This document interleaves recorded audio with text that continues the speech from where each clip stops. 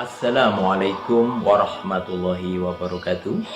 Pemirsa Damas TV yang berbahagia, di samping kita harus mengerti dan tahu sejarah Rasulullah Shallallahu Alaihi Wasallam, kita juga harus tahu dan mengerti sejarah sahabat-sahabat Rasulullah Shallallahu Alaihi Wasallam. Di antara sahabat-sahabat itu antara lain yaitu Abu Bakar As-Siddiq. Pemirsa yang berbahagia, tausiah Ramadan untuk kali ini akan mengambil tema sejarah sahabat Rasulullah Shallallahu Alaihi Wasallam Abu Bakar As-Siddiq yang akan disampaikan oleh Ustadz Fahrudin. Pemirsa yang berbahagia, mari kita ikuti dan saksikan sejarah Abu Bakar As-Siddiq. Assalamualaikum warahmatullahi wabarakatuh. Alhamdulillah alladzi nahmaduhu wa nasta'inuhu wa nastaghfiruh wa na'udzu billahi min syururi anfusina wa min sayyiati a'malina may yahdihillahu fala mudhillalah wa may yudhlil fala hadiyalah. Asyhadu an la ilaha illallah wahdahu la syarikalah wa asyhadu anna Muhammadan abduhu wa rasuluhu la nabiyya ba'da. Allahumma shalli wa sallim ala hadha nabiyil karim nabiyina Muhammadin wa ala alihi washabihi ajmain, amma ba'd. Para pemirsa Damas TV, shaimin shaimat yang dirahmati Allah Subhanahu wa taala, kita bersyukur pada hari ini Allah Subhanahu wa taala memberikan kita nikmatnya dan bisa merasakan untuk menjadi orang-orang yang berpuasa dan juga menegakkan ibadah-ibadah di bulan Ramadan ini dengan penuh gegap gempita insyaallah. Salah satu sahabat Nabi yang kemudian dilimpahkan kekuasaannya setelah beliau meninggal adalah Abu Bakar As-Siddiq. Abu Bakar As-Siddiq sendiri adalah bernama Abdullah bin Abi Khuhafah Utsman bin Amir bin Amr bin Ka'ab bin Sa'ad bin Tayyim bin Murrah bin Ka'ab bin Lu'ay bin Ghalib Al-Quraisy At-Tamimi. Nasabnya bertemu dengan Rasulullah SAW pada kakek moyangnya, yaitu Murrah.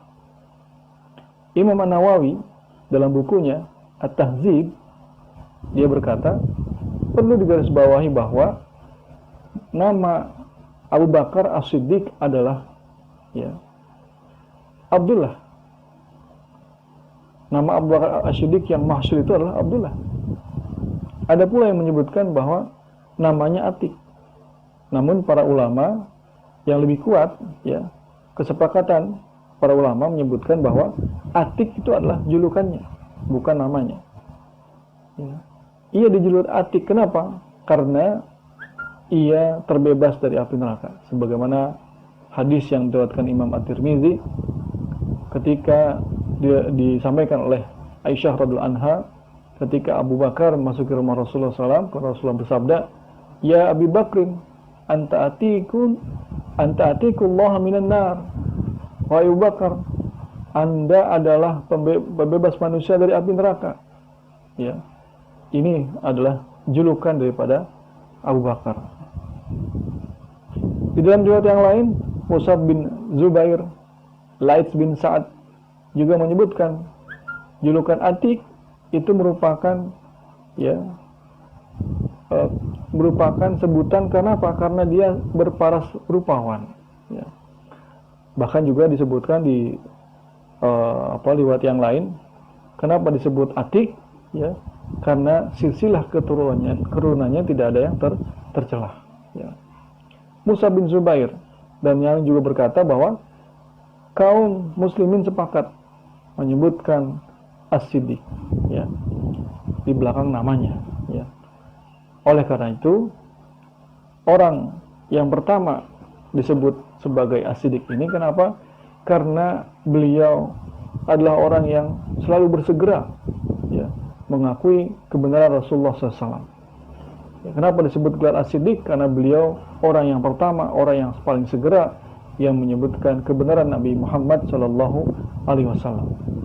Bersikap selalu jujur, ya, dan benar, dan tidak pernah berbuat sembrono, ya, bodoh, dan tercela dalam kondisi bagaimanapun.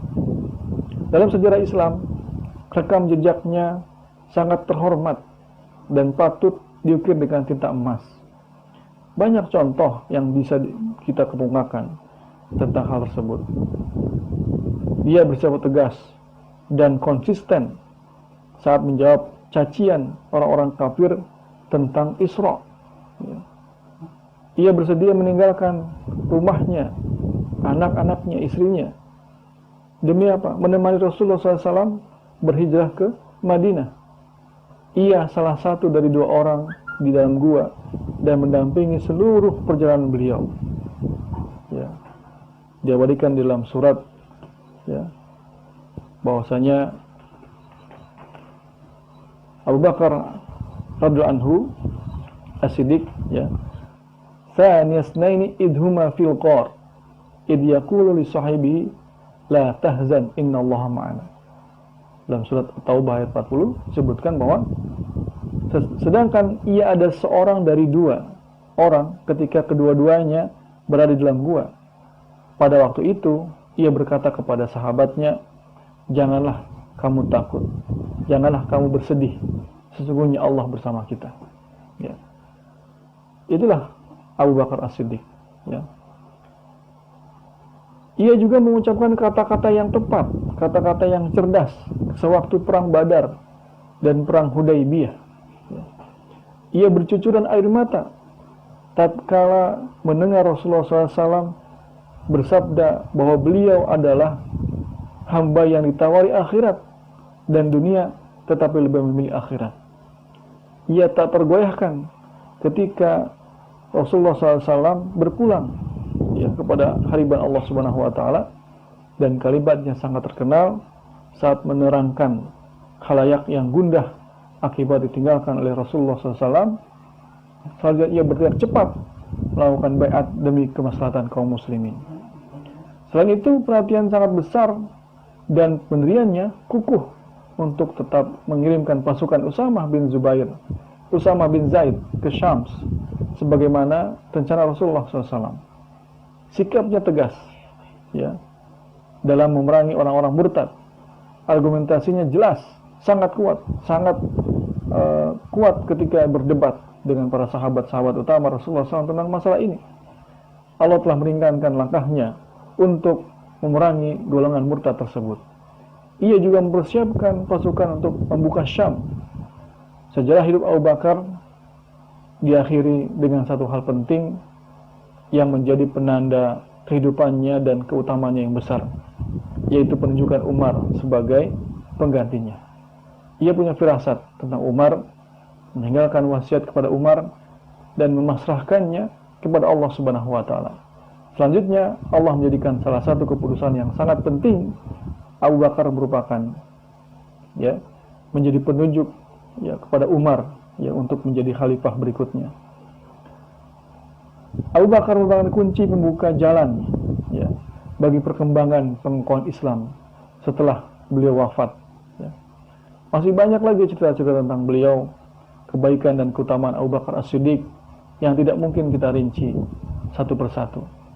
Dan inilah hadnullah, kita bisa mengambil hikmah dari berbagai macam kejadian, dari berbagai macam kisah-kisah yang sudah digoreskan oleh para sahabat dalam tinta emas perjalanan hidupnya semasa beliau masih ada maupun semasa beliau masih ada Rasulullah SAW maupun tidak adanya Rasulullah SAW.